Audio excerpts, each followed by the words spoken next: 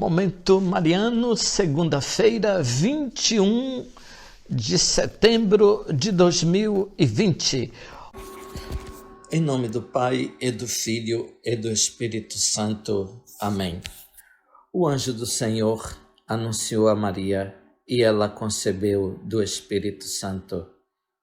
Ave Maria, cheia de graça, o Senhor é convosco. Bendita sois vós entre as mulheres, e bendito é o fruto do vosso ventre, Jesus. Santa Maria, Mãe de Deus, rogai por nós, pecadores, agora e na hora de nossa morte. Amém. Eis a serva do Senhor, faça-se em mim segundo a vossa palavra. Ave Maria, cheia de graça, o Senhor é convosco, bendita sois vós entre as mulheres, e bendito é o fruto do vosso ventre, Jesus. Santa Maria, Mãe de Deus, rogai por nós, pecadores, agora e na hora de nossa morte. Amém. E o Verbo divino se fez carne e habitou entre nós. Ave Maria, cheia de graça, o Senhor é convosco, bendita sois vós entre as mulheres, e bendito é o fruto do vosso ventre, Jesus. Santa Maria, Mãe de Deus, rogai por nós, pecadores, agora e na hora de nossa morte. Amém. Rogai por nós, Santa Mãe de Deus, para que sejamos dignos das promessas de Cristo. Amém. Oremos. Infundi, Senhor, em nossos corações a vossa graça, para que nós que conhecemos pela mensagem do anjo a encarnação de vosso Filho Jesus Cristo, Senhor nosso, cheguemos por sua paixão e cruz à glória da ressurreição. Por nosso Senhor Jesus Cristo, vosso Filho, que é Deus convosco, na unidade do Espírito Santo. Amém. Nesta segunda, 21 de setembro, celebramos São Mateus, apóstolo de Jesus Cristo e escritor do primeiro Evangelho. Mateus era judeu, filho de Alfeu, e exercia em Cafarnaum, cidade portuária de muito movimento, o ofício de cobrador de impostos. Um dia, Jesus, percorrendo a cidade, indo em direção ao lago, fixou sobre Mateus o olhar e ele estava sentado fazendo a arrecadação de impostos. Foi um olhar fulminante, como Jesus costumava fazer, usando de toda atenção e amor, olhar acompanhado das palavras "segue-me". Não se sabe se Mateus já conhecia Jesus. O fato que o olhar e as palavras foram suficientes.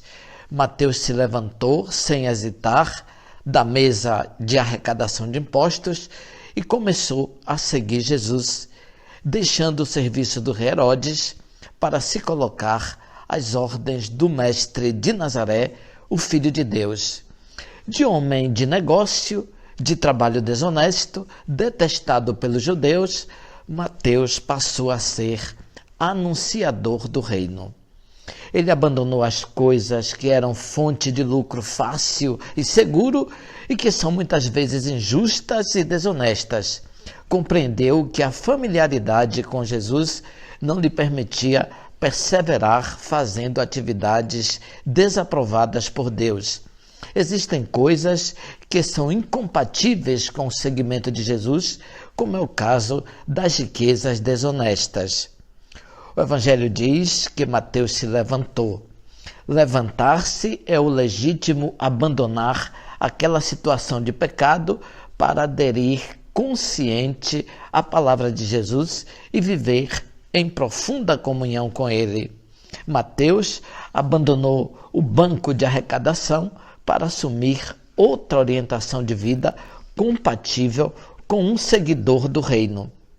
Depois disso, Mateus se tornou um grande missionário, um evangelizador por excelência.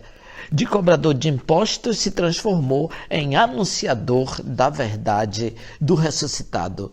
Muitas vezes, ouvinte, as pessoas que estão afastadas da santidade de Deus podem se aproximar dela e dar um acolhimento exemplar, deixando-se tocar pelos efeitos da misericórdia de Deus.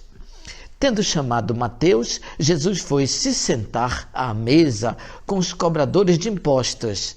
Para os judeus, um cobrador de impostos era uma pessoa impura, seja pela desonestidade do trabalho, seja pelo serviço ao imperador e aos seus deuses. Comer com um pecador significava se contaminar, se tornar impuro.